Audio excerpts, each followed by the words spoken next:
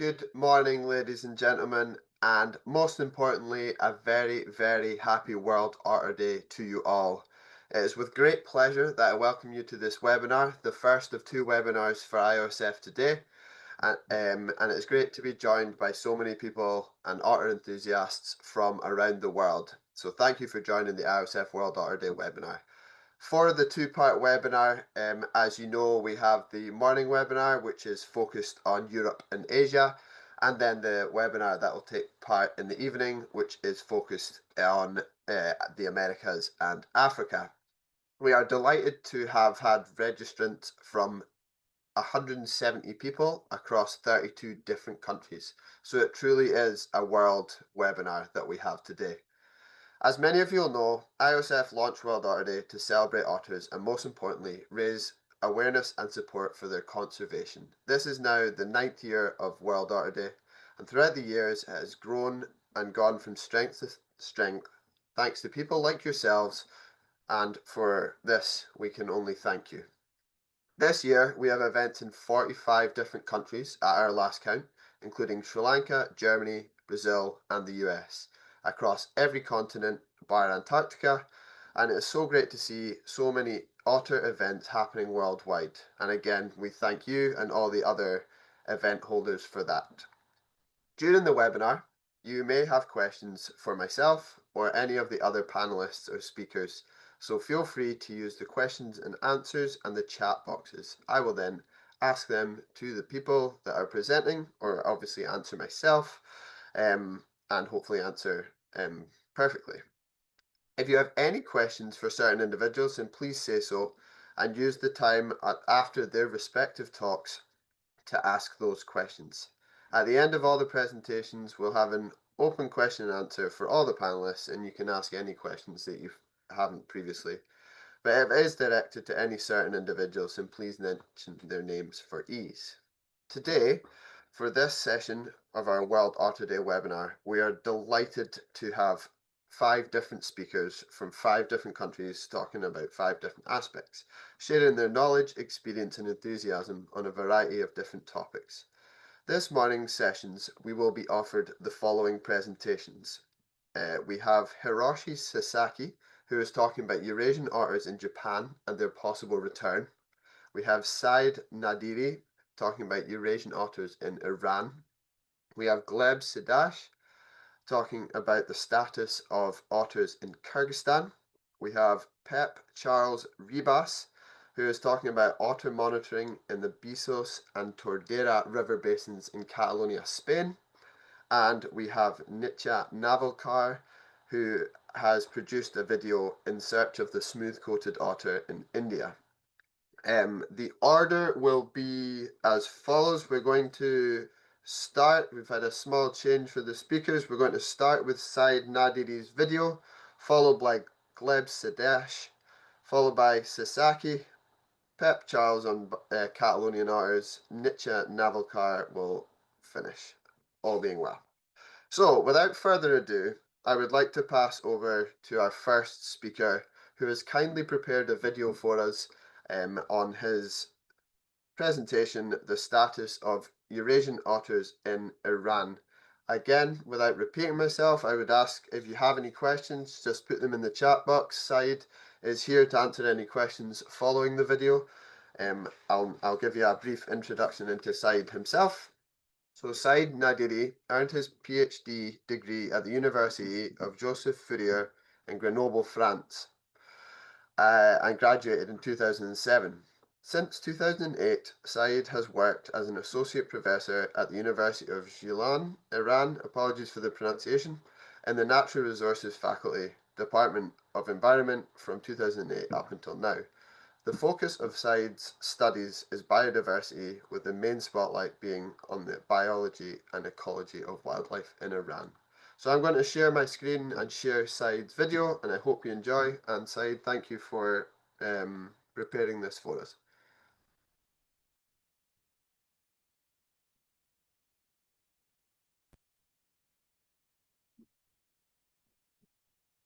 Greetings and respect to everyone who listens to my voice. I, Saeid Naderi, Associate Professor at the University of Guilan, in northern Iran. I'm honored to present to you today regarding the Eurasian otter Lutra in Iran, with a focus on Guilan province north of the country.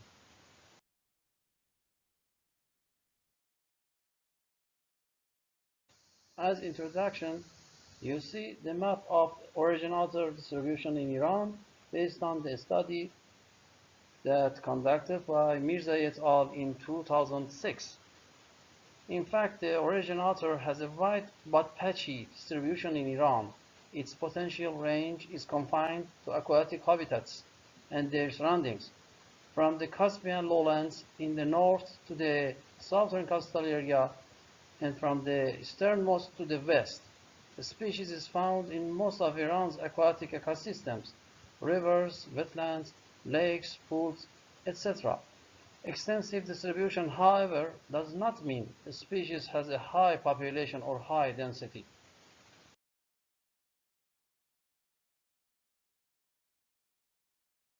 In different studies of Eurasian otter in different ecosystems of Guilan province, we used kinds method of data collecting. For example, based on a mapping system, different parts of around and the water body of the Anzali wetland as an international important aquatic ecosystem and the first recorded Iranian wetland in Ramsar Convention, and the Caspian Sea were being patrolled and surveyed by car and speedboat for different signs, including sprains and smears, footprints, den holes, and also soil and plants displacement and scars during several years. After finding of each index, the geographic position and other data type and number were being noted, and also its photo was being taken. In this picture, you can see the field survey locations for Eurasian otter in Anzali wetland. On the other hand, the study areas have been extended by surveying the rivers ecosystems too. Therefore, many locations of studied rivers were being patrolled by car and on foot for surveying and recording the footprints, sprains, and other signs of Eurasian otters. In field survey, we patrolled and searched anywhere for Eurasian otter signs. For example, here we observed and recorded the sprains and grooming signs of Eurasian otter in the Anzali wetland. As well, in other pictures, we can see the different recorded Eurasian otter signs in different studied aquatic ecosystems of Guilan province. Sprains and smears, footprints, grooming, and soil scars. Also, in another method of data collection, we utilize the digital scouting camera traps.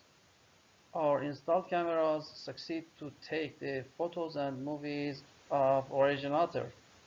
As well, in order to biological and ecological investigation of this species using recording its tracks, some woody boxes filled with very soft sandy soil were being installed in different parts of studied areas. The selected sites for installing the boxes was based on the factors such as different habitat types in terms of vegetation covers, the type and structure of banks, substrate, the security of regions, and also the amount of human movements.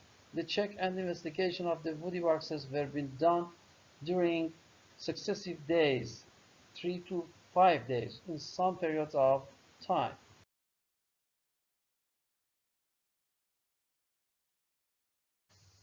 We did different studies, including the presence and distribution, diet, conservation issues, etc., in some aquatic ecosystems of Guilan province. Most of other habitats described as a narrow strip common between land and water.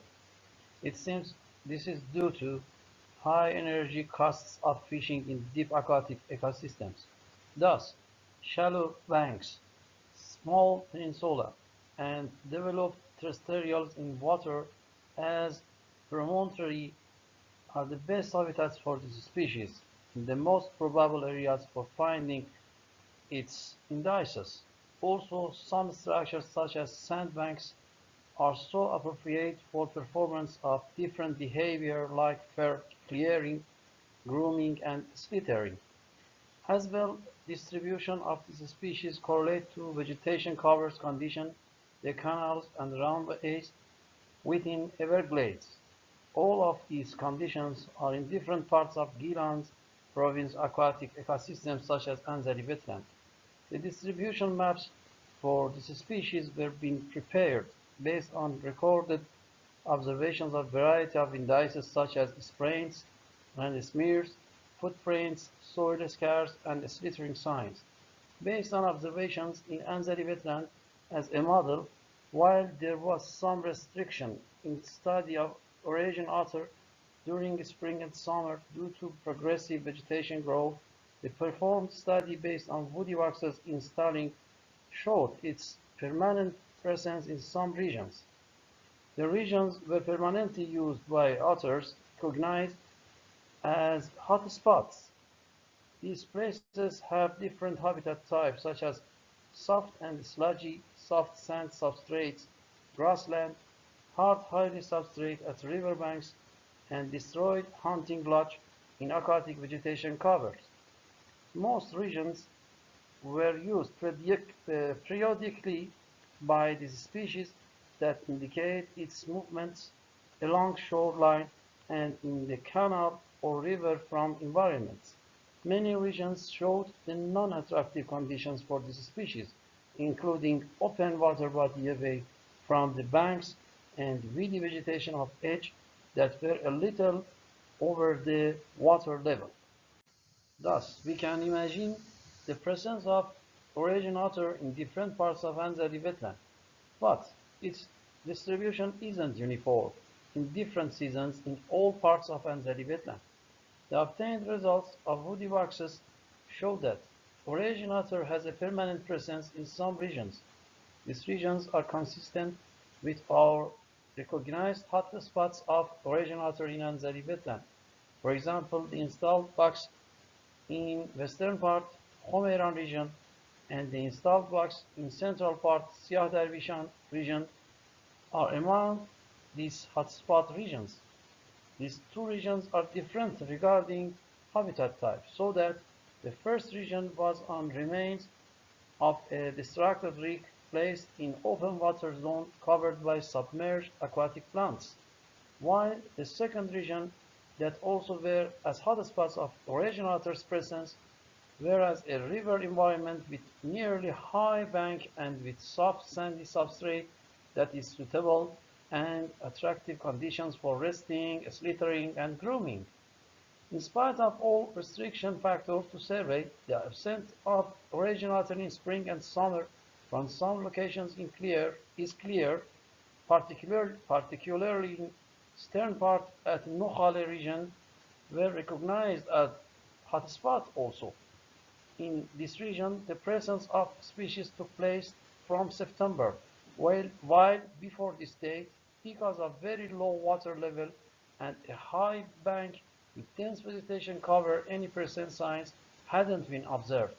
The enough water in different parts of Anzali wetland has been increased the present probability of Eurasian otter, although river water using for agriculture and also its natural decline in cultivation period in spring and summer, plus the high movements of local residents caused to restrict the home range of this species. Of course, in this period, the attacks of Eurasian otter to fish farm ponds will be increased. The least frequency of indices observed in northeastern part of Anzali wetland that eventually this minimum observation caused by development of human activities, land use alteration, segregation of this part from principal habitat and the lack of appropriate areas and water fluent to fishing. All of this situation will complicate the frequency and distribution pattern of this species. Since 2015, unfortunately, Anzali wetland and many other aquatic ecosystems in Guilan province have been contaminated with the invasive species of water hyacinth, and a wide range of natural areas have been affected by it. Over the years of monitoring, we have observed the absence of the Eurasian otter in areas so contaminated by this very dangerous invasive plant.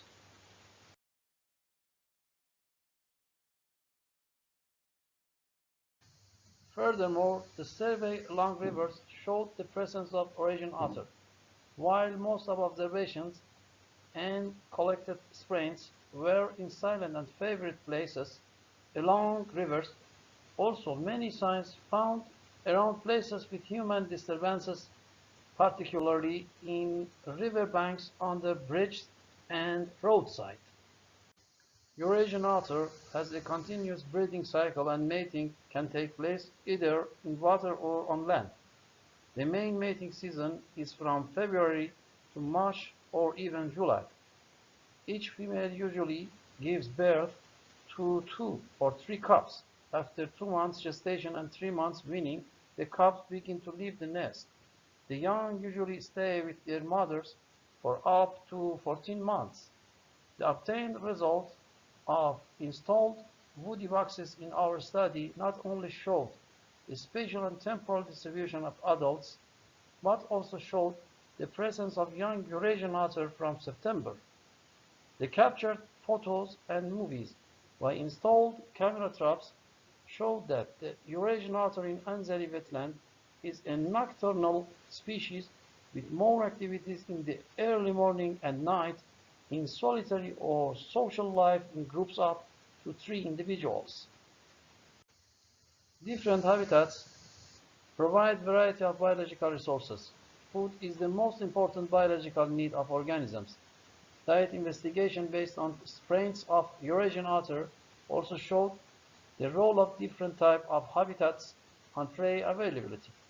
These species have a variety of food habits, including fish, snakes, crustaceans, clams, small mammals, amphibians, birds, eggs, insects, worms, etc. Although a variety of food items were hunted by Eurasian otters from different parts of Anzali wetland, the fish and the snake species were the main diet items. According to our diet investigation, interestingly, the most eaten fish was Prussian carp, Crassius gibelio, that is an invasive exotic species in Anzali wetland.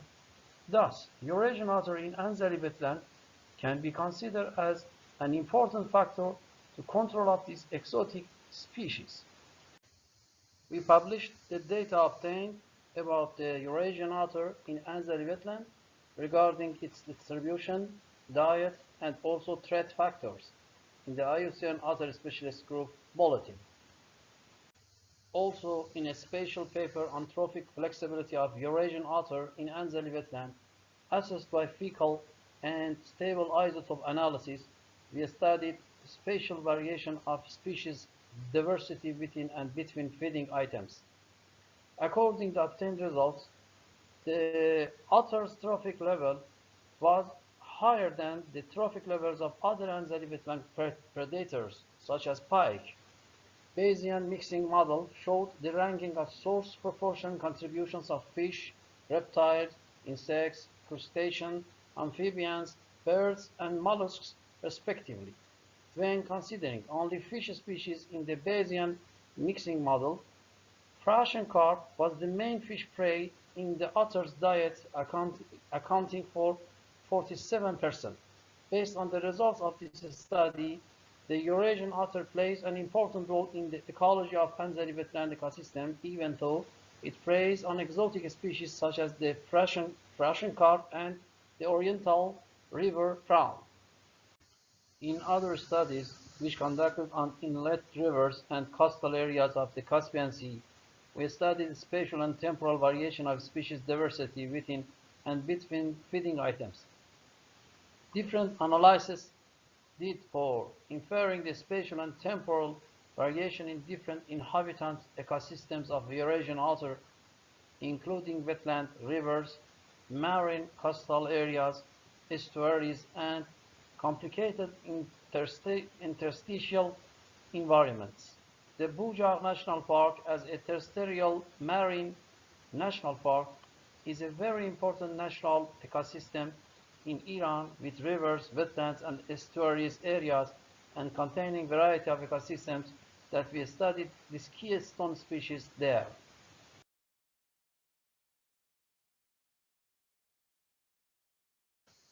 Despite the presence of this important species in the studied regions, there are many threats for its population and habitat.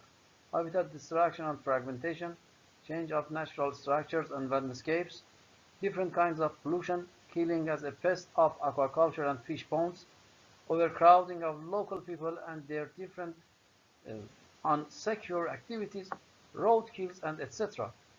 Eurasian otters have been hunted cruelly in our country because of their economic value and because they are piscivorous carnivores. On fish farms, they are hunted with traps, electric fencing, and weapons, and this is an important factor in reducing numbers. In the north, otters are drowned in fishery nets, whereas in the central provinces, habitat destruction and riverbank degradation are the problem. We do not have any information about otter deaths due to pollution. As in European countries, the otter is regarded as a pest by aquaculturists. Little is known about the actual number of otters killed by fish farmers in Iran. It is estimated roughly that 1 to 3 otters are killed annually in each fish farm in Iran, but probably even more in the Caspian lowlands. 147 otter skins were found at 8 selected farms between 1998 and 2004. A trade in fur has been observed in West Iran in recent years, but quantitative data are not available.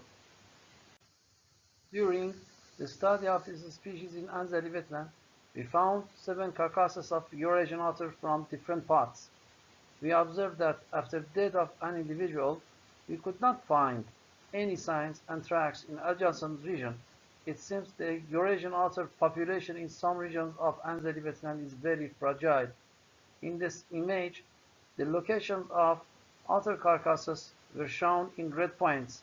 Also, in the specified yellow restricted area, no otter signs were being observed after finding the carcasses. According to archived data in Guilan Fisheries Organization, about 550 fish culture farms with a surface of 2,450 hectares have been listed in Anzali wetland catchment area, belong to Anzali, Rasht, and Somesara cities boundaries. Interestingly, based on interview results, 67% of the fish ponds owners had the positive report of otter presence and 33% of them didn't observe it.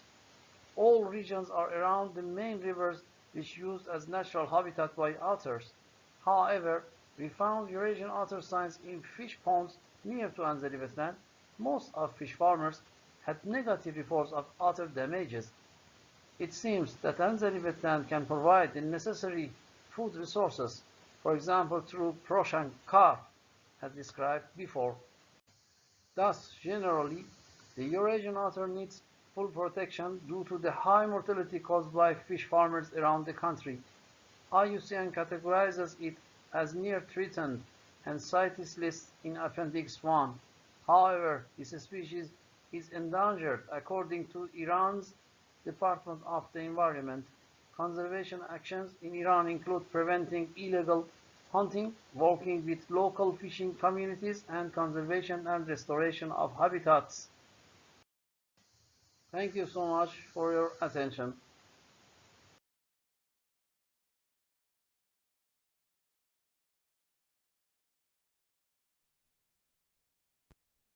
Thank you, Saeid, and thank you for preparing the presentation and the video as well. It was very insightful, and it's very interesting to hear the story of the Eurasian otter in Iran. It's obviously the same species we have here in Scotland and the UK, but very different habitats, very different diet, and potentially different threats as well. So it is It's very interesting.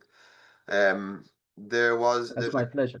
There's a question from same question from Grace Yoxon of IOSF and Graham Roberts, who's asked, what is the name of the invasive plant in the Anzali wetland? Where did it come from, and what are the negative effects of it?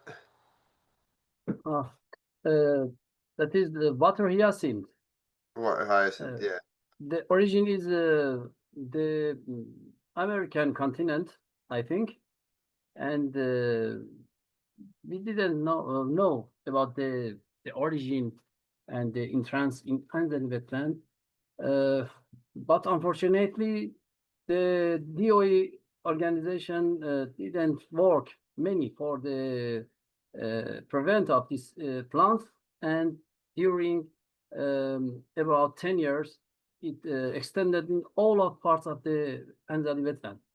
This is a succulent plant and diminishing the level of water, and it extended over the water body, and this is a great problem for different wildlife species, especially Eurasian otter. Yeah, definitely. Yeah, we've seen issues with the water hyacinth in other countries as well. So Yeah. it's definitely an issue. And are you noticing, I'm maybe missed this, are you noticing climate change affecting wetlands in Iran? Oh, yes, absolutely. Absolutely. Uh, Last night, I succeeded to receive the final report and final publish of a paper about the climate change and the variation of the environmental situation on two important bird species of Anzali wetland, the great white pelican and the Dalmatian pelican. Yes, yes. I think uh, we have the problem of climate change and the many variation. We studied in different research about this climate change and that's effects. Yeah, yeah, I could understand that. It's interesting that the government, they're also protected in Iran. Is that something that is well policed? Do they actively look to help the otters? Well, uh, I think uh, no, no, No. no. Yeah, that, Um, this is problem. This is to say many complicated situation, and I think that in totally the question is really complicated. yeah, I understand that. Totally. I think the environment issues, especially the biodiversity, is not the preference, the first prefer of the our government, Yeah, that's and understandable. many responsible that is the most enemy, the first enemy of the environment. Yeah, Really, this is the fact. yeah. Well, Said, thank you so much. And if anyone has any further questions, please feel free to use the chat and questions and answers box, and I can ask Said at the end. Thank you so much for Okay. your presentation. That's my Really pleasure. appreciate it. Thank you so much. Thank you. Thank you. Um, I will now pass over or give a brief introduction into our next presenter, who is Gleb Sedash. Hope I'm pronouncing that correctly, who is talking on the status of Eurasian otters in Kyrgyzstan. I'll give a brief introduction to Gleb and then I'll pass you over. So, since June 2023, Gleb has been working for Ilbir's Foundation, Kyrgyzstan, where he coordinates projects on the conservation of the snow leopard and the development of a network of protected areas in Turske Alatau Mountains in southern Issyk Kul, as well as a project on the Central Asian otter in the Chonalai district. Additionally, he leads research in the Tien Shan Wapiti. Gleb, I apologize if I'm pronouncing any of these wrong. From 2016 to 2022, Gleb worked as a research scientist at the Land of the Leopard National Park, Russia, where he studied the Amur tiger, brown bear, and Asiatic black bear, yellow-throated marten, and water deer. He is also a co-author of the monograph Photo Monitoring of the Far Eastern Leopard in Southwestern Primary, 2014 to 2020. In 2014-15, he participated in the leopard reintroduction program in the Caucasus. Gleb's journey into wildlife research began with the study of the American mink and Eurasian otter in the Moscow region. which became the first step in his scientific career. Thank you, Gleb. I'll pass over to you and appreciate it. Thank you, Ben. Hello to everyone. Nice to see you today. Today I will tell you about some results of our research about Eurasian otter in Kyrgyzstan.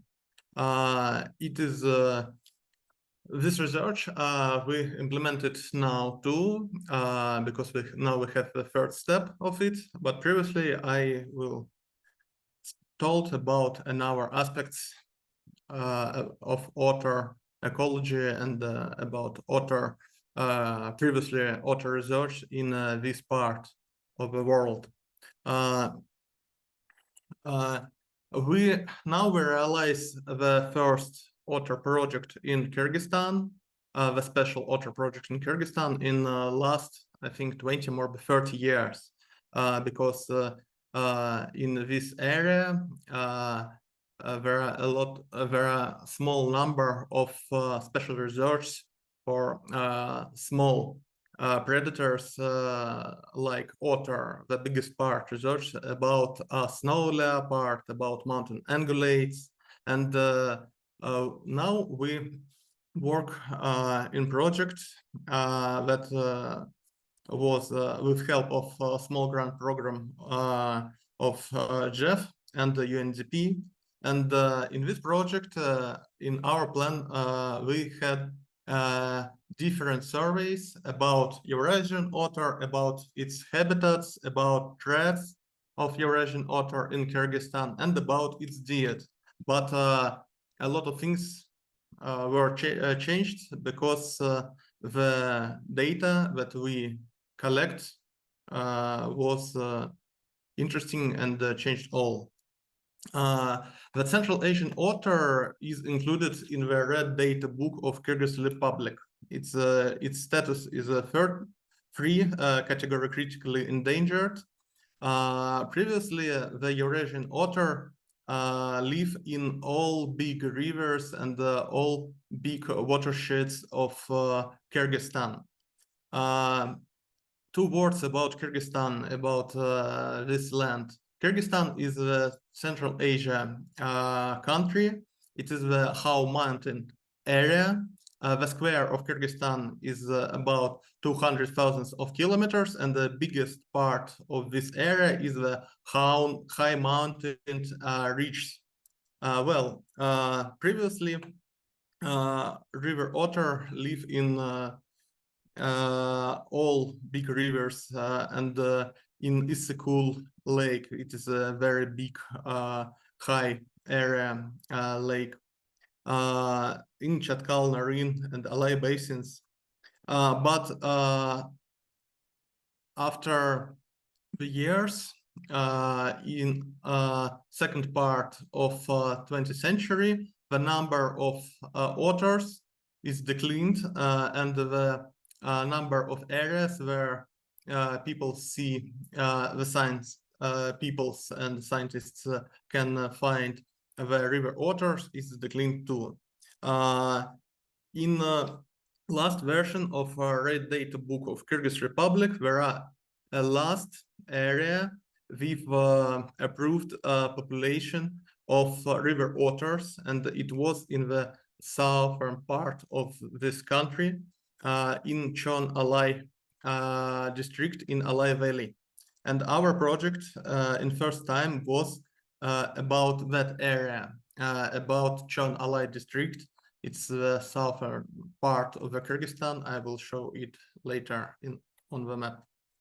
Well, the Central Asian otter is subspecies of Eurasian otter, and few words about situation in close countries, close to the Kyrgyzstan countries of Central Asia. In Kazakhstan, it's considered rare and endangered. It was listed in the Red Book of Kazakh USSR in 1978 and the current Red Book of Kazakhstan. This subspecies has disappeared from the Syrdarya, Chu, and the lower Ili river basins, as well as Lake Balkhash. Today it survives only in southeastern Kazakhstan in the Ili River and its tributaries within Almaty and Jetusu regions. The subspecies may now be on the verge of extinction in this area. In Tajikistan, the species is critically endangered. It was historically widespread in the river basins of the Panj, Vakhash, Kafiringan, Karadgash, and in other areas. In the Red Book of the Tajikistan, it was in 1988. The otter was classified as an endangered species. Afanasyev and his colleagues in 2024 observed otters in the mountain river Sakhdara near its confluence with the Panj River on the border between Tajikistan and Afghanistan. In Uzbekistan, the Central Asian river otter is listed in the Red Book and as an endangered and locally distributed subspecies. It's also included in the IUCN Red List. Until the middle of 20th century, it was widely distributed along the Sirdarya, Zirafshan, Amudarya, and its tributaries. Over the past 50 years, its range has been continuously shrinking. But now we have a contact with Uzbekistan zoologists that find river otter in new areas, and they think that number of river otter in some part of Uzbekistan is growing. In Turkmenistan, the otter is listed in the National Red Book, like in Kyrgyzstan. As of 1995, it was recorded along the Amur-Darya River, its islands, in the desert, and the Karakum Canal in eastern Turkmenistan, as well as wetlands of Lebap Velayat in the northeast. We see that these subspecies in all countries of that area is not common. It is a rare subspecies, and the number of river otters isn't high, and in the biggest part of the countries it's declined. This is a map of Kyrgyzstan and the project area. The Kyrgyzstan country, mountain country, in the center of the Central Asia. It's have a border with Tajikistan, Uzbekistan, Kazakhstan, and China.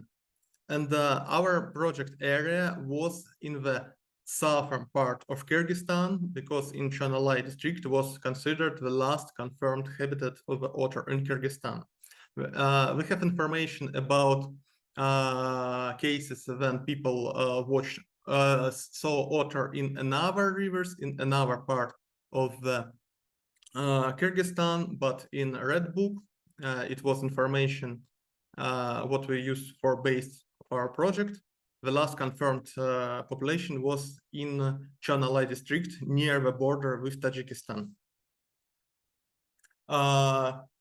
In first time we make surveys of Chonalai residents because we want to understand can they separate river otter for another animals that live near the river banks, and we make surveys. It was implemented in 2023.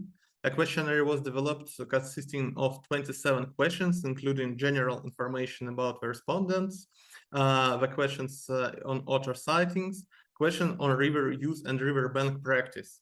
The questionnaire was prepared with input from otter experts and reviewed by Ben Yokson, scientific staff member of the International Otter Survival Fund. Results of questionnaire surveys. 191 residents of Chonalai villages were interviewed over 7 days. We have red points with 18 locations where interviews took place. They said that they saw otter in last few years in red points. Yellow point, 6 locations when interviews reported otter sightings where they saw the females otters with cubs. And the bluefish icons is 3 locations of local trout farms that was established in last 5 years in this area. After that, we make field study surveys in this area in all big rivers of basin of Kygyzstan. This part of river basin, this part of Kygyzstan, it's the upper part of the stream, and after it's go to the Tajikistan, and biggest part of this river is in Tajikistan territory. Our surveys include summer surveys. It was first surveys in summer of 2023, and when we research the river banks and this territory, we was surprised, the bad surprise, because we don't find any footprints or any signs of river otter in this area. It was strange, and we make another surveys in winter season when the probability of finding of river otters footprints or another marks like feces are super high, and if a zoologist observe the territory, he will find the footprints of otter in 100% of cases, I think, because footprints on snow, it's easy to find it. Except that we make surveys about number of fish in local rivers, in rivers of basin of Kyzyl. We take permission of Ministry of Ecology and catch fish. The fauna of ichthyofauna of this basin Kyzyl is very poor. There are 3 species of fish, and this area is a super high area. The elevation of river more than 2,500 meters, and the number of fish in these rivers and watersheds was low.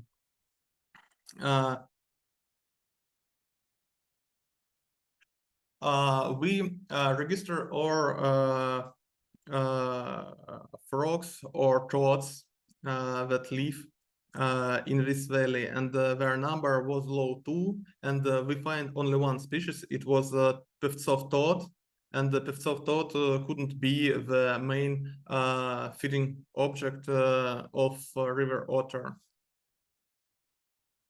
We register the birds in this area. We register that them in summer season and in winter season, and the number of birds that live near river banks and that was low, and sometimes we find them, but they couldn't be one of the main objects of river otter diet, of course.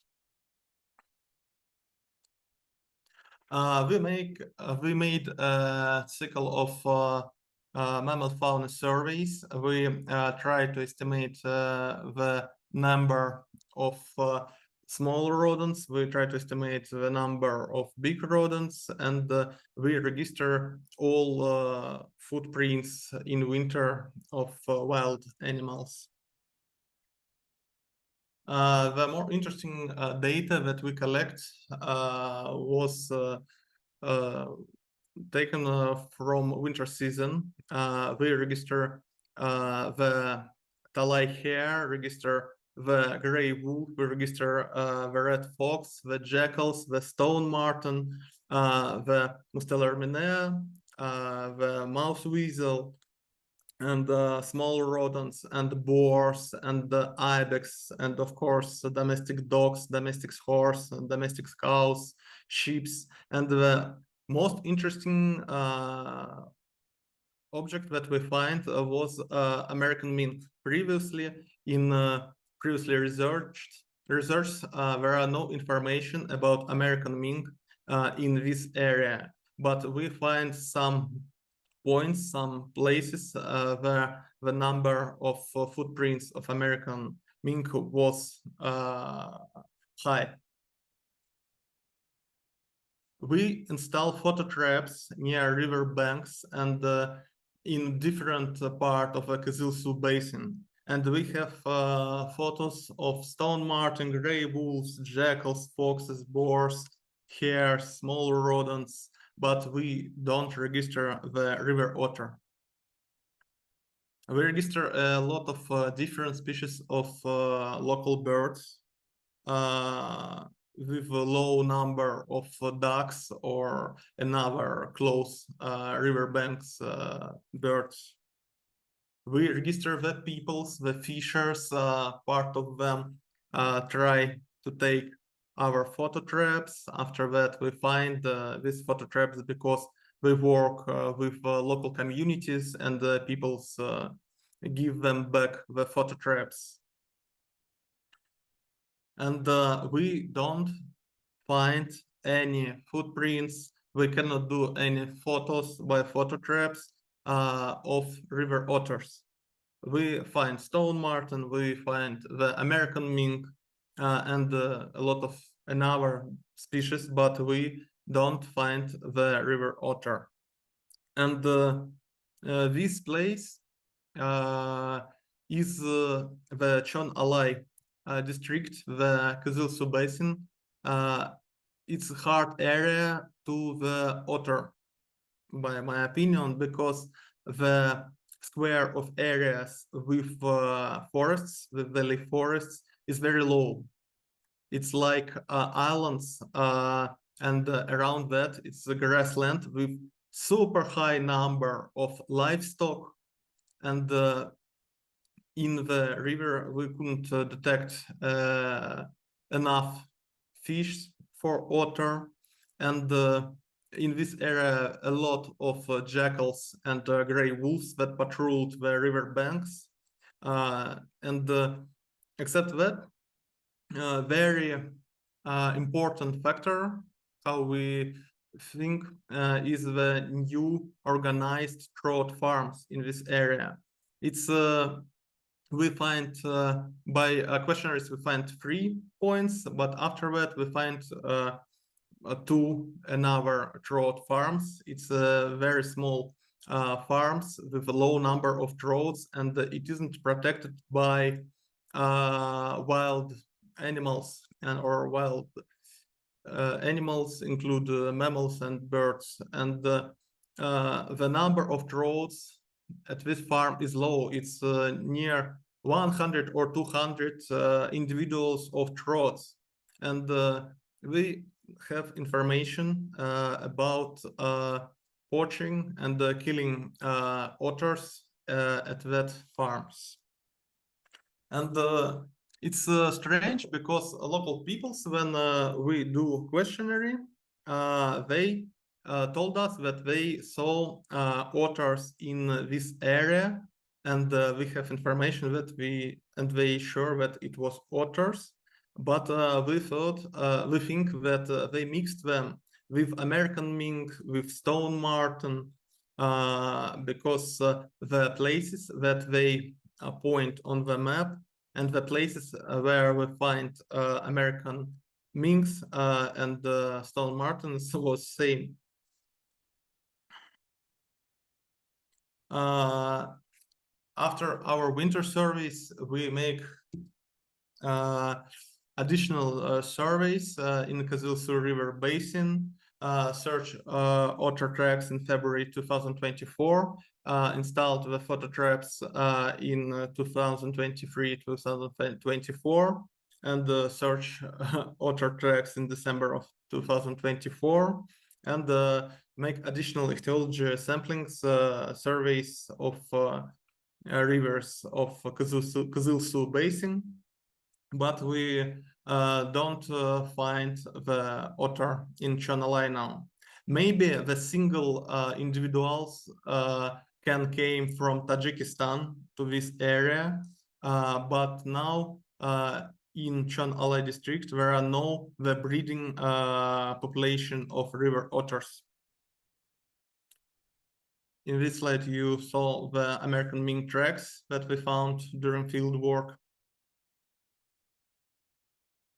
Near this bridge, people told us that they regularly saw the otters, but now we saw a lot of footprints of American mink near that. We made the final meeting with the project supervisory board, local authorities, and the trout farm representatives in December of 2024. And we discussed with them about this problem and try to explain them why they need make their business and their work in this area with care about wild nature. Trout farms. During the studies, we learned of at least 3 cases where otters were killed by trout farm staff after stealing fish. And the staff of these trout farms, they didn't know that Eurasian otter in this area in red book and after it, we don't sure that it was only 3 cases because we hear about 2 in our cases, but we don't sure that it was. Well, in the last time when scientific people saw the otters in this area was 5 years ago. Then the shepherd gave local scientists the corpse of otter that was killed by their shepherd dogs. In February, we make a working meeting was held with Ministry of Natural Resources, Ecology and Technical Supervision of Kyrgyz Republic, the National Academy of Science of Kyrgyz Republic, the Public Foundation Camp Lato, the Public Foundation Snow Leopard Foundation Kyrgyzstan, and another. And we discuss about this situation because now we don't sure that river otter exists in Kyrgyzstan because in the last area, last confirmed area, there are no any evidence of the presence. And we adopt resolution, establish a national otter working group, conduct field surveys on the Chu, Chatkal, and Tup rivers to assess possible remnant populations, consider the introduction of Lutra in Kyrgyzstan, and evaluate measures to mitigate trout farms' impact of mountain river ecosystems. We discussed about potential of otter introduction in Kyrgyzstan and about the most important factors that we must consider if we will try to do it. And what's next? Our project was only about Chon-Alai area, Chon-Alai district, only about Kyzyl basin, because it was last confirmed place of river otter habitats. But we have information about 4 another rivers in another part of the Kyrgyzstan, and one of them near the Bishkek. Bishkek is the capital of Kyrgyzstan. It's on the border with Kazakhstan. And we have information that peoples with biological education saw otters there in last 2 years, a few times in the last 2 years. In spring of 2025, the donors approved the relocation of remaining funds for new activities, field surveys of 4 rivers where the otter may have theoretically survived. This will make it possible to definitely answer the question of whether the otter still exists in Kyrgyzstan. Thank you for your attention. Unfortunately, all photos of otter in my presentation was took by open source in internet. Thank you. Thank you, Gleb. Thank you so much for preparing that presentation, and also for all the work you and your team have done to identify otters in the Chonalai district. If anyone has any questions for Gleb about his work, then please feel free to use the chat or the questions and answers box. It was interesting that you mentioned about the 3 otters killed in trout farms. Is that, you mentioned also that it was 5 years ago they were last seen. Is it quite a long time ago that they were killed on those farms? Sorry, one moment. I tried to stop the screen demonstration. Yeah. Sorry.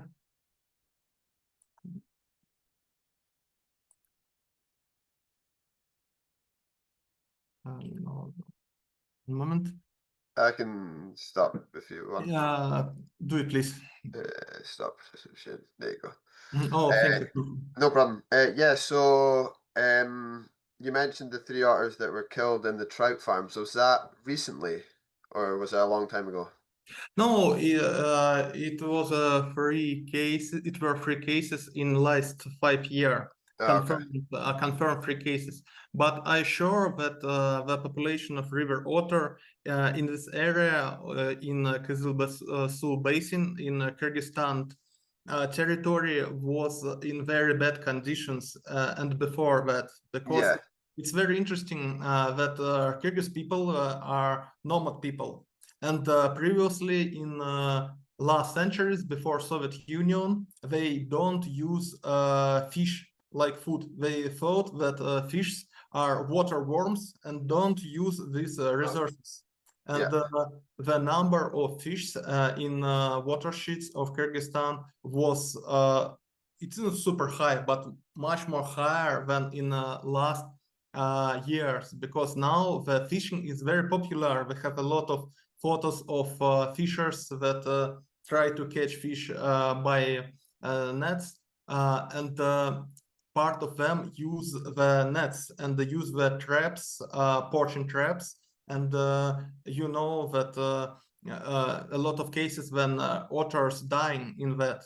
And except the trout farms, because if otter live in area with really low number of food, and it's find the pound without any protection, yes, with trouts, it start eat, and of course local peoples that don't know that it's a rare animal, and they kill it, and yeah. And you mentioned about the fish populations are quite low in the river. Is that because of the fishing, or is it because of pollution potentially? I think this area, in first hand, this area is a very high mountain area. Yeah. And in how mountain areas, rivers, the number of fish is not very high. Yeah. And in another hand, people start use this resource. People start catching this fish, and the number of it fell down. That makes sense. And then I believe the river comes from Tajikistan. Is that right? Is it originated? It starts in sources? Kyrgyzstan and go to Tajikistan. In a Tajik part, a bigger part of Kyzyl River, and that areas are better, for my opinion, for otter in general than in Kyrgyzstan. But we have information from Tajikistan that they changed the river banks. They make the water reservoirs, big water reservoirs, yes, maybe, for water, and it changed the level of water. And you know that otters can be very sensitive for it. And maybe the biggest part of population was in Tajikistan and the smaller part in Kyrgyzstan. And maybe in Tajikistan side, they have really big problems with water too, but there are no any surveys about otter in that part. But of course, in Kyrgyzstan, we have a lot of problems with valley forests and valley areas because the number of livestock is growing every year, and the square of areas there is very low. Yeah. Okay, that makes sense. That totally makes sense. Well, thank you so much for your presentation. Really appreciating your time and your expertise. And if anyone has any questions for Gleb, then please just put them in the chat box and we can ask him at the end. Thank you, Gleb. Thank you. Agree with all of them. So our next presenter is Dr. Hiroshi Sasaki, who's going to present on the Eurasian otters in Japan and their possible return. So Dr. Hiroshi Sasaki is a professor emeritus at Chikushi Jagakyun University. He is a representative of the Asian Otter Conservation Society of Japan and is also a member and species coordinator of the hairy-nosed otter for the Otter Specialist Group IUCN SSC. Previously, the last Japanese otter was observed in 1979, and Sasaki has researched it in Kochi Prefecture since 1989 at the request of the Ministry of the Environment. In 2017, otters were recorded by photo traps on the Tsushima Island, Nagasaki Prefecture, and Sasaki has studied otters there since this time. Sasaki is currently conducting otter surveys in Malaysia. In 2023, Sasaki was awarded the IOSF Special Award for the Otter Oscars Awards. Sasaki, I will pass over to you, and like everyone else, thank you so much for taking your time to present today.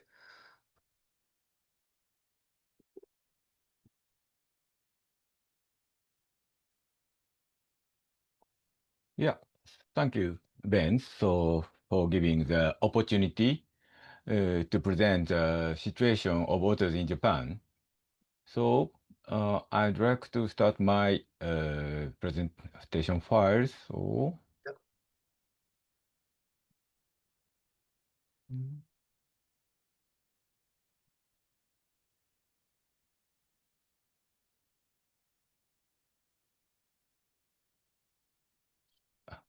Can you see? Yeah, you just need to go full screen, and yeah, that's perfect. Okay. Thank you. Yeah, so I'd like to present the history of Japanese otters. So, Japan, this is the, sorry, I must move this one. This is the distribution of Eurasian otters. So Japanese otter is a subspecies of Eurasian otter now. So I must add comment of this taxonomical issues.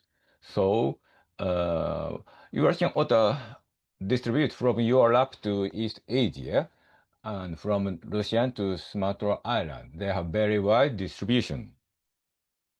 And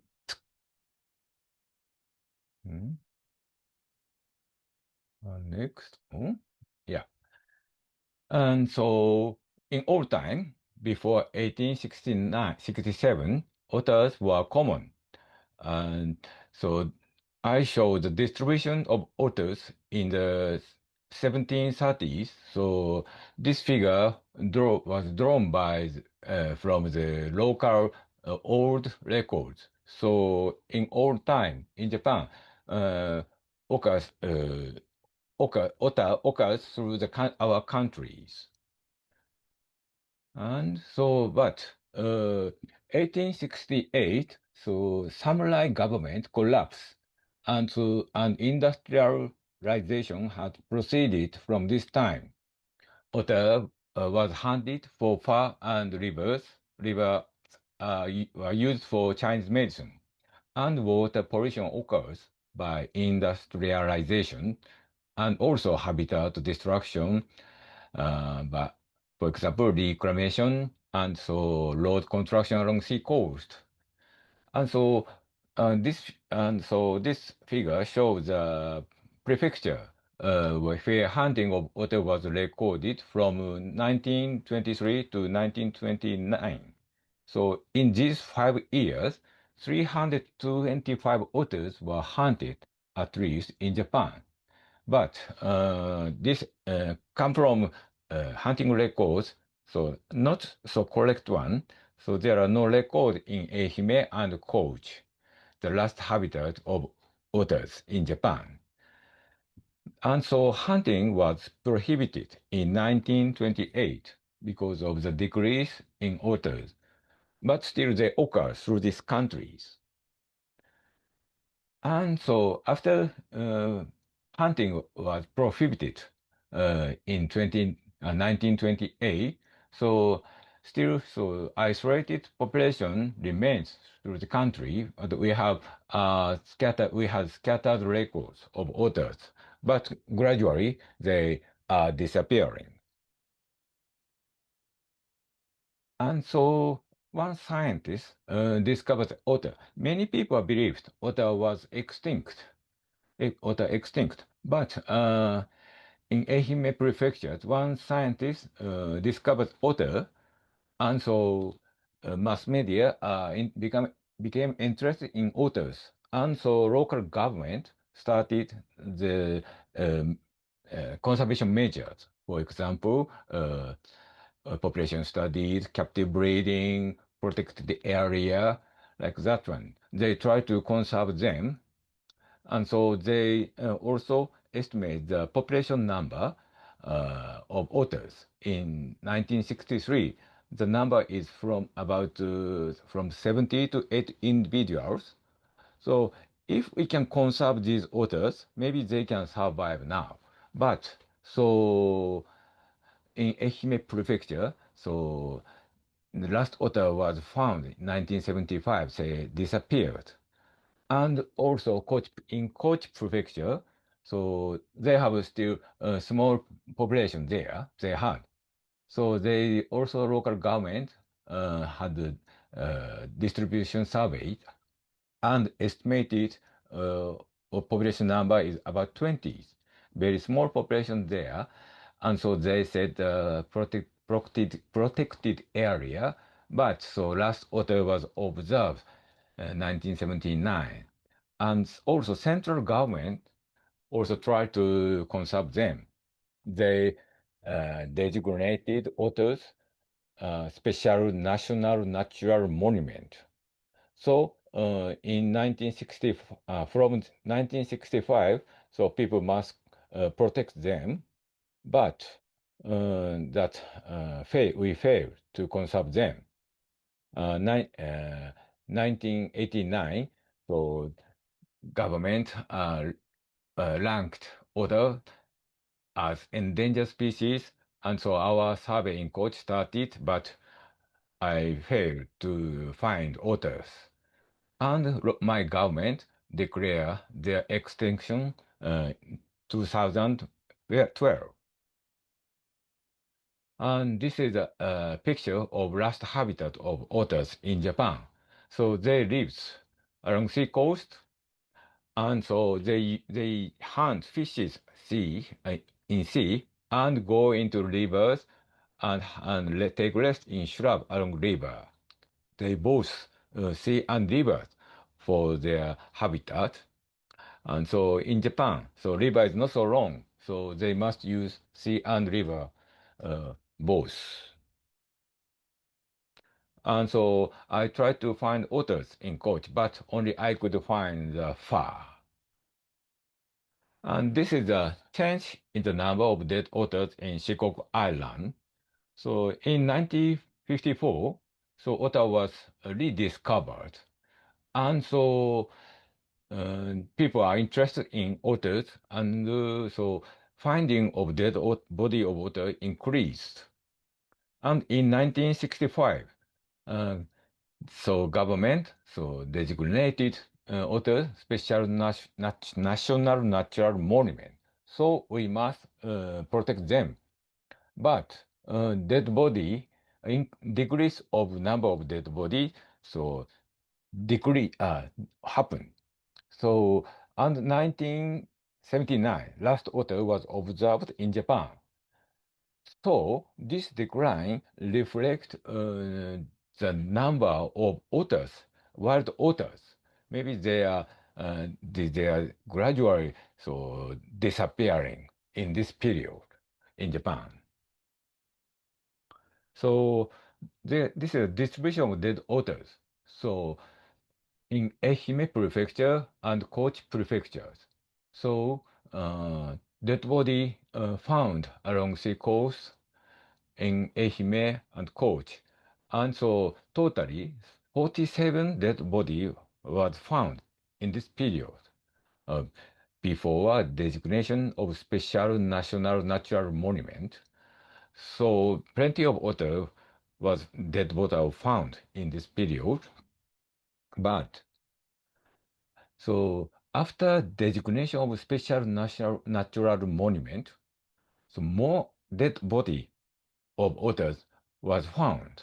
Totally 74 otters, dead body of otters found along mainly in the sea coast in Ehime, in Kochi, and especially so dead body are concentrated in small river, that river mouth of small river. So plenty of dead body of water found this area. So I'm very so astonished by compiling the old records. So I analyzed the cause of their death. So most of otter so die by drawing by fishing net. So in this time, so nylon fishing net spread. So old cotton fishing net is very easy to break, but nylon fishing net is very strong one.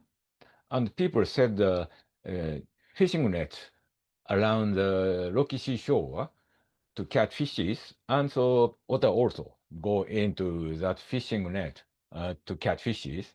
And finally, otter was caught by fishing net and drowned. So very so unfortunately, so they must die by fishing net. So that number is very high. 39 dead body was found in fishing net, and also dead body found. 38 dead body found. So very strange. So usually, so not so easy to find the dead body of wild animal. So we can, I suspect people kill the otter and leave dead body there. So, and also people try to do captive breeding. So they try otters to catch otters alive, but in this time we don't have enough techniques for captive breeding, so all of otter died, which so we failed to do captive breeding, and also we have a record otter was killed by people, and these causes are related to human activity. So this is so very unhappy story for Japanese. And this survived in Ehime and Kochi prefecture because this area is not so developed. There are no trains, there are no big industries. They lived by fishing, fishery, and charcoal production, something. So their habitat was conserved till that time.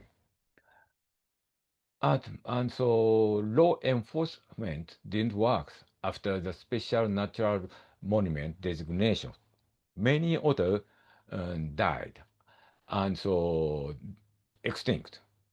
So last otter was observed in 1979, and they might have become extinct in the 1980s or 1990s by habitat destruction, water pollution, decrease in fish, drawing by nylon fishing net, and intended kills.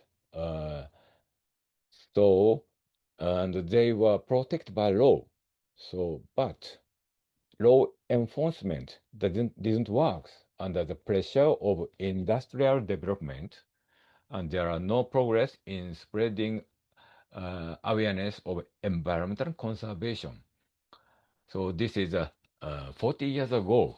So still they gave the priority to economic development. But so in 2017, 2017. So otter appeared in Tsushima Island in Japan suddenly. That yeah. So this camera trap was set for the survey of leopard cat by Ryukyu University. So now we are happy we can have otters so without any effort to recover. And so Tsushima Island is located between South Korea and Japan. And Tsushima Island is 50 kilometers from South Korea. So it is not easy to swim 50 kilometers by himself. So red circle shows the area where fishes of otter were found and record camera traps were obtained. And we collected fishes and analyzed the fecal DNA. And so we could know more than 2 male and 2 female are there in Tsushima Island. And we also studied the haplotypes of fecal DNA. So haplotype of mitochondria. So we studied, and so result haplotype in Tsushima Island coincide with it in the southeast of South Korea. This is a white spot, and so Tsushima Island also same haplotype, and also strong sea current flow from south to north. So many floating garbage come from Korea to Tsushima Island. So I assumed so otter come to Tsushima Island using ocean current, and so this is a phylogenetic trees. So Japanese otter belong to 3 separate clusters. So this is Tsushima, otters in Tsushima, and this is Kanagawa, otter in Kanagawa in Honshu Island, and this is otters in Kochi and in Fukuoka. So they, so we cannot say their phylogenetic position now, but maybe Dr. Waku will publish this phylogenetic position in near futures. And so Tsushima Island, at Tsushima Island, there are old records only in 1735 and 1807. So we don't have any evidence of otters from 1829. So we found otter 2017, and so final one is in 2024. Otter lives in Tsushima Island for 7 years at least. So how do we understand this situation? In Shetland, average life of otters is under 5 years. So the otters reproduce in Tsushima Island, or do otters come from Korea again? So now we are discussing and how can we do it in the future. So our group, Asian Otter Conservation Society of Japan, so now started crowdfunding for international symposium. What can we do for extinct Japanese otters? So we will invite the Adi Dijon from Netherlands. So we will invite Han Sun-yong from Korea, and we will have a symposium in Nagasaki and in Tokyo. So this is a QR code for our crowdfunding. Please donate. We'd like to have complete to have this symposium. Thank you for your attention. That's all.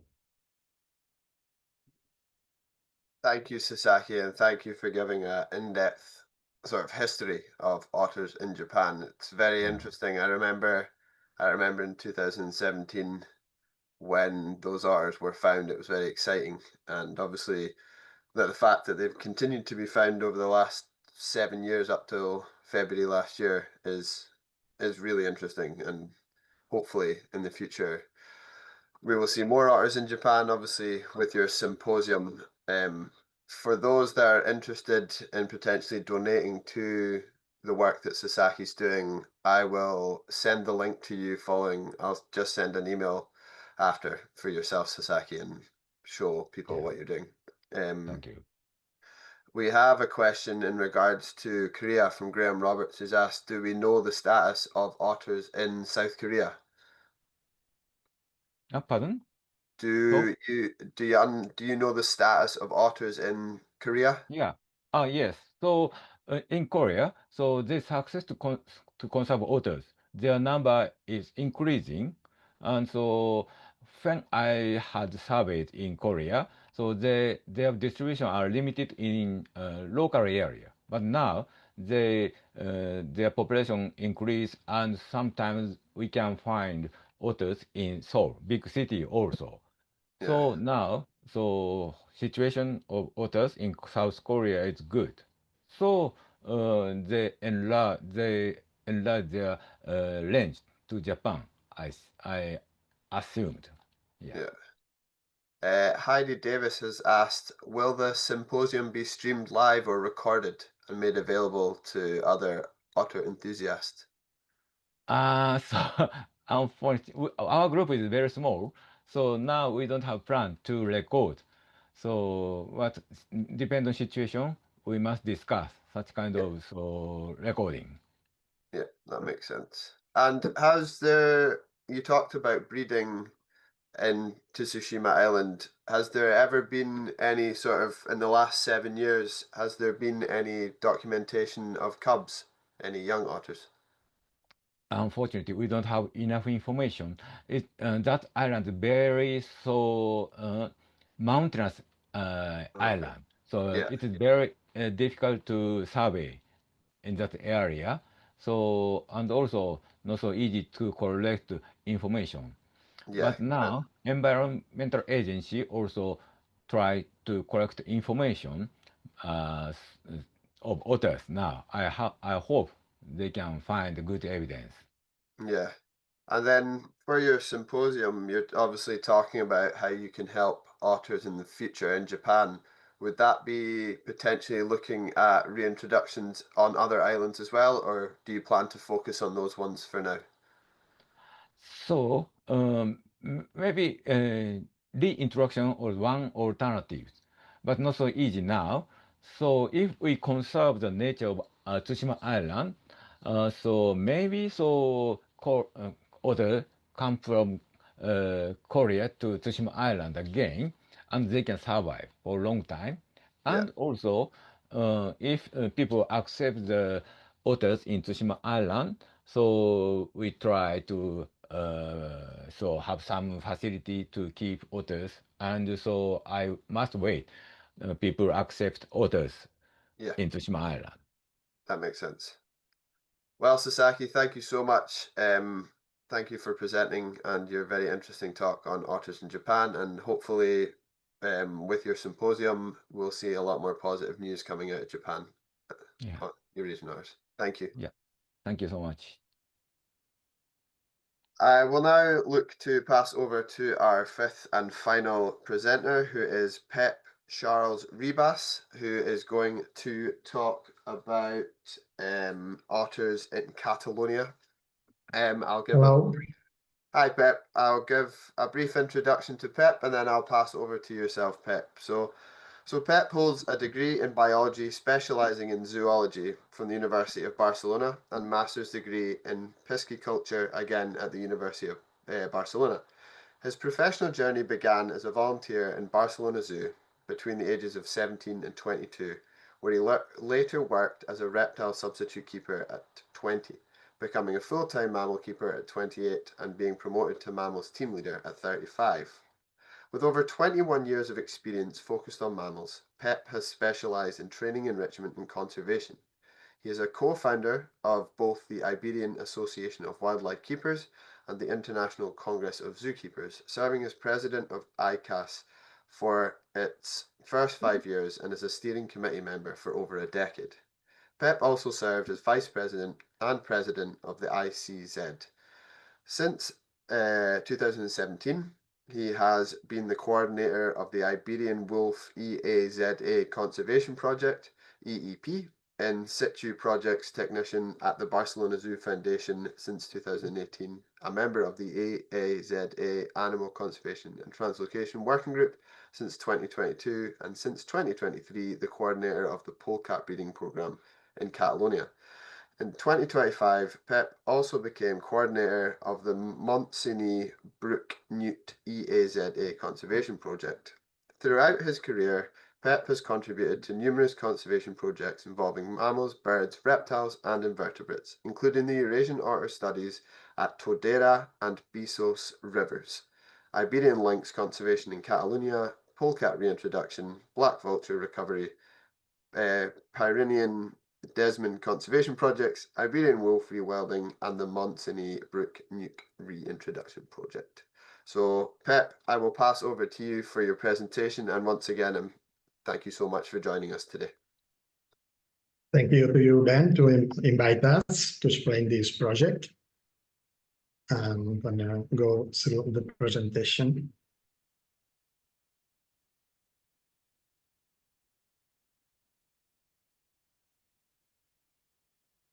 Do you see it?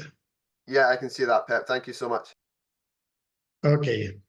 So this project was run for this long period from 2018 to 2024. Now we are analyzing data still, and there will be more publications in the near future. Here you can see the authors of all these studies.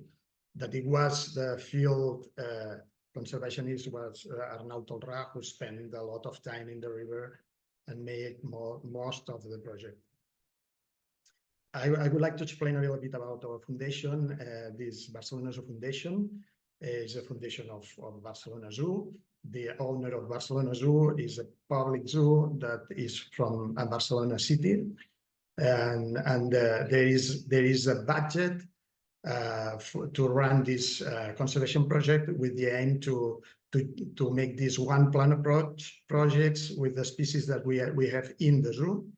And all about conservation, and if there is the need to do reintroductions, translocation, is with all these studies. Also, we have biobanks to make conservation of the stem cells and to do research about our animals in the zoo also. With this aim of to do a one plan approach for each species. This project is about the otters. Even the otters are well studied in our area in Spain, but we found that there were an opportunity with an agreement that we made with Fundación Ribas, who are the ones that are making conservation in Tordera River and Besos River. So it's we find this opportunity to study the otters in these high populated areas, in around more than 4 million people living in this area. Here you can see which was the evolution of the population in Catalonia, that it's an autonomous community in Spain, and this is a story of success that it's not that common in most of the projects. In here, Barcelona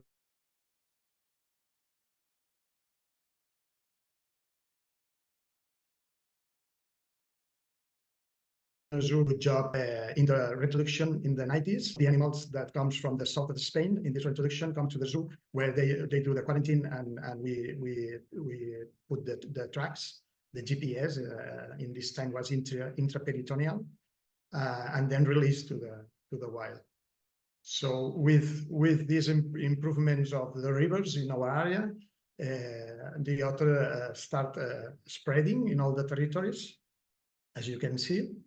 And in this study, we could find the first reproduction in our rivers that are very, very, very close from Barcelona.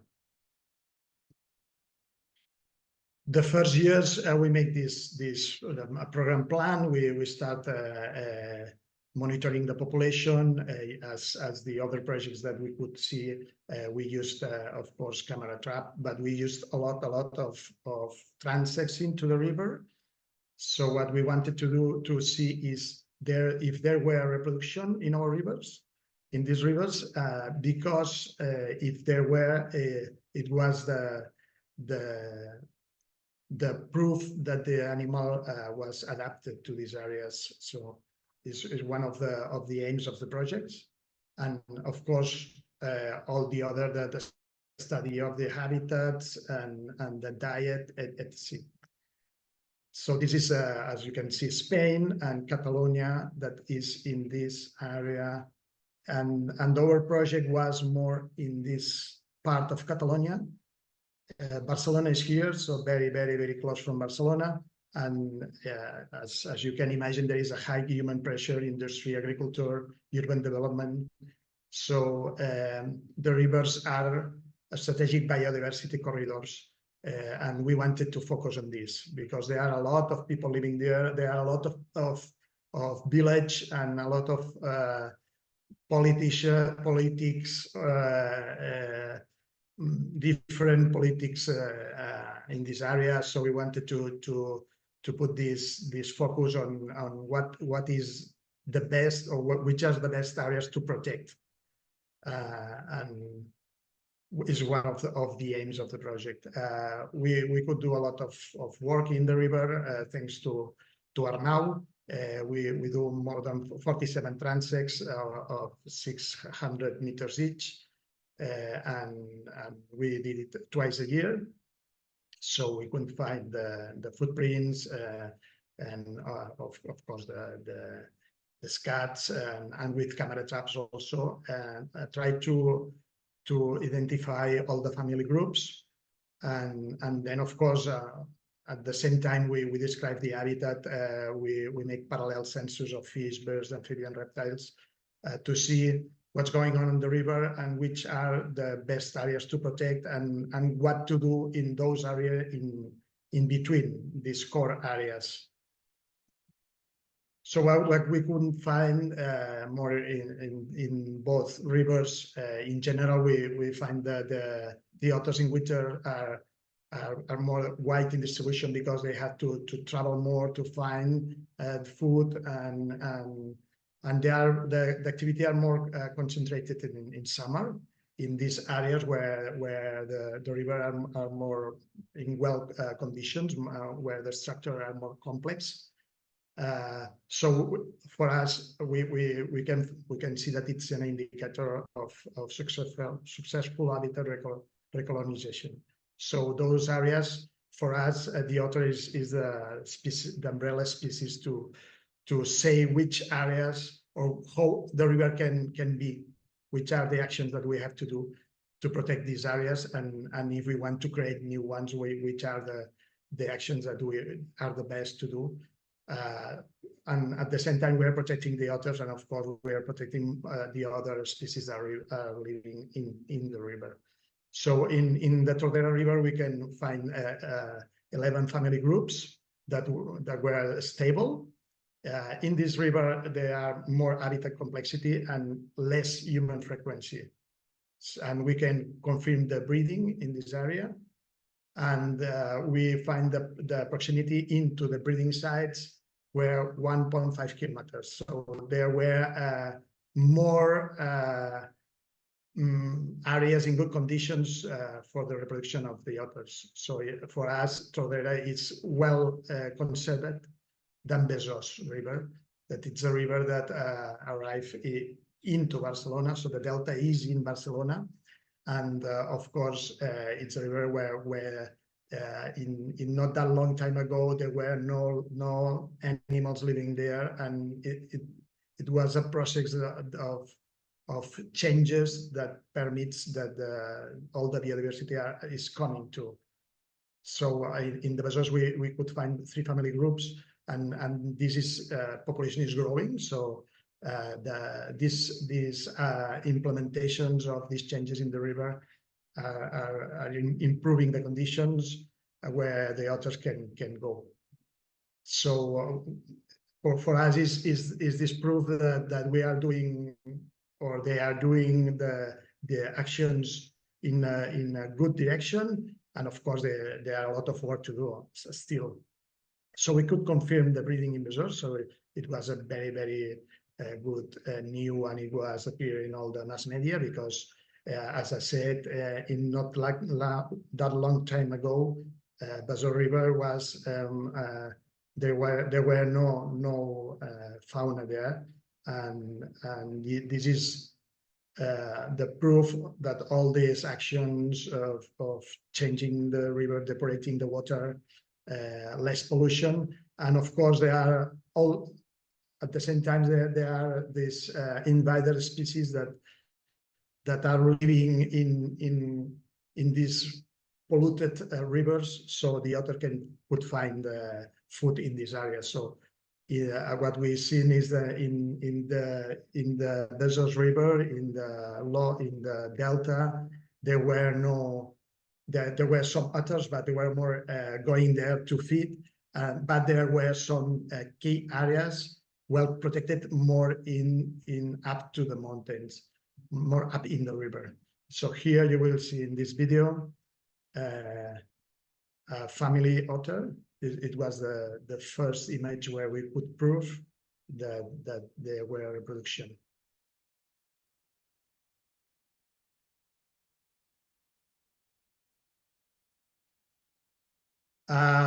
Also, we find in this study we could find that the American mink abundance was inversely related to otter activity. So otters also is just the queen of the river, and make this make the other carnivores, little carnivores, to go out of the habitat of the otter. More about also temporal segregation. The otters here in Catalonia are more nocturnal, and the mink then comes more diurnal. So they are trying to avoid. So there is a possible competitive exclusion between them. Also, the umbrella species effect, the otter presence correlates with higher biodiversity, more fish, birds, amphibians. So it's an indicator of ecosystem health. And of course, the conservation of the otters is conservation of the entire riverine community. So this is, for us, is this umbrella species that permits to do actions, because there are some people that wanted the otter in their communities. They ask us, we want the otter in our community. So what we will say to them is which actions they have to do. That it's more about conservation of the river. In this project, after 5 years doing all the transects, we decided to try to tag the otters with GPS and GCM.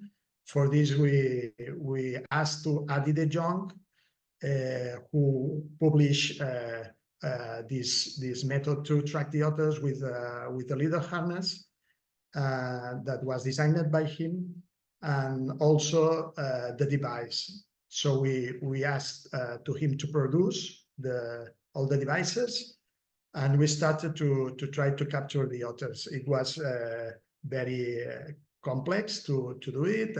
We spent 2 years, spending 2 months each year of periods of tracking, because there were a lot of efforts there with people working in the field, veterinarians and technicians. So we make a week by week of these campaigns, and each week we decided if we continue to next week to maybe for the changes of the river or what we could see in the wild. So at the end we were very succeed, and we could track 6 otters with the GPS. We use the Internet of Things, that this area is well covered with the GCN. And what we could find tracking these otters is the young otters. They have these daily movements of 4.6 to 6 kilometers of round trips.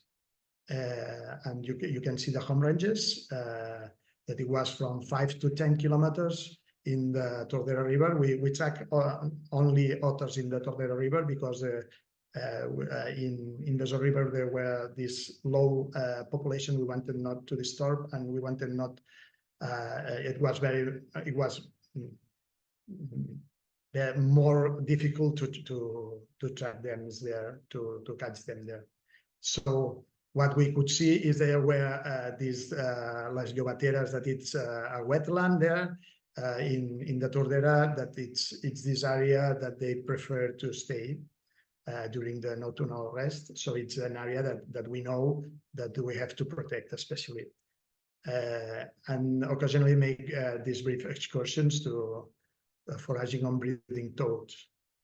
The adult female, they have more erratic movements, up to 20 kilometers in 3 days, uses different shelter sites.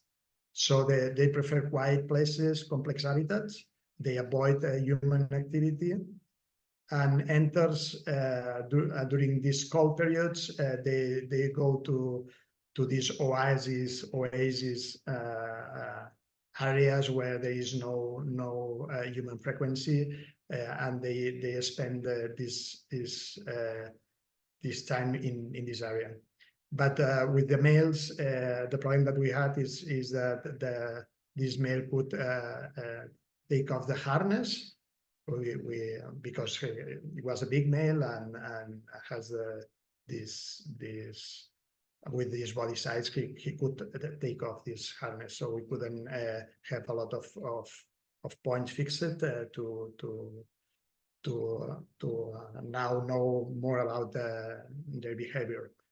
So it was more in this well-defined territory in these key conservation areas. Here you will see the otter after we release. So this is the device.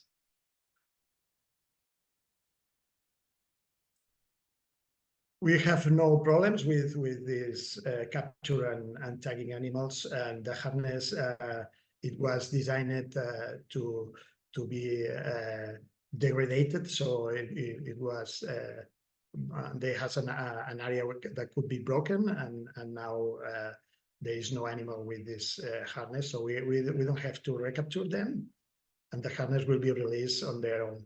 And here you have the two publications that already are made, and you can find, and there will be more publications in the near future. So thank you for your attention. Thanks, Pep, and thank you for your engaging introduction to otters in Catalonia. If anyone has any questions, then please feel free to ask them. I guess a question I would have is, you've talked about the 2 rivers that I assume both kind of empty into the Med. Has there been any, I know it's very limited documentation of otters in the Mediterranean itself. Have you come across of otters using the Mediterranean? Yes, and we have already another project where we are studying more about these otters that arrive to the Mediterranean Sea. Also, they are using, because as we could see, all the rivers are occupied by otter here in Catalonia. So most of them are starting to go to the sea, as the Japanese ones that Sasaki explained us. Starting going to the sea to find new habitats, and are living more about fishing there. Oh, cool. And obviously at the start you showed how the population have grown. How has the public, like the communities, and obviously you've got Barcelona, so a large populated area, and then you'll have smaller villages and stuff. How have they engaged with the otters? Are they aware of them? Are they quite well received, or is there conflict? Yeah, I think there are always a conflict because this coexistence is not easy because the river, when you work on the river to do it more with a better conditions, there are a lot of people that went there to walk, and they like to as a park and they use dogs. They used to run the dogs. So there is this kind of conflict. The people likes the otter. There is no conflict between the maybe some fishermen, but not. It's not this problem. It's more the problem of the frequency of the people in the river. Even there are some areas where there is no permit to make these dogs walking free range. They are also because there are a lot of population. There are need of sites to go to walk, and there are people walking in the river. So, and this could be for this we wanted to focus on these key areas and try to do protection in this area that they are more in the breeding season, that they are important areas for the otter, and it's more about to do regulations of the uses of these areas. Yeah, that makes sense. Thank you so much. If anyone has any questions for any of the speakers, unfortunately Nitya Navalkar had to leave. She had another meeting. I think she's still a student, so I think she was going back to university side of things. But if anyone has any questions, then feel free to ask in the chat or questions and answers box. In the meantime, while I see if anyone does, it's been really informative, and I'd love to thank Sasaki, Saeid, Gleb, Pep and Nitya for their time and their efforts in coming today and presenting on World Otter Day. It's been really informative, and although obviously Nitya's was based on the smooth-coated otter, it's been interesting to see and hear about different stories of the Eurasian otter. Obviously for us here on the Isle of Skye and in Scotland, we have a certain habitat and our otters have a certain behaviour, and it's been interesting to see that in many different habitats. Obviously Gleb's more mountainous, Saeid's probably more desert-like, and Sasaki's possibly closest and most similar to us here in Scotland, and then there's obviously Pep's in Catalonia, in a fairly high populated area. It's interesting to see that although there are differences, there are also a lot of similarities too. So thank you so much. It doesn't look like there's any questions from the attendees, so I will take this time to once again thank the 4 of yous and Nitya, so the 5 yous in total. We wish you an enjoyable World Otter Day for what is left of each of your days, and for those that are returning this afternoon or this evening, we look forward to seeing you again. Thank you so much for your time, and have a very happy World Otter Day. Thank you. Thank you. Goodbye. Yeah. Thank you. Thank you. Bye bye. Bye bye. Bye bye.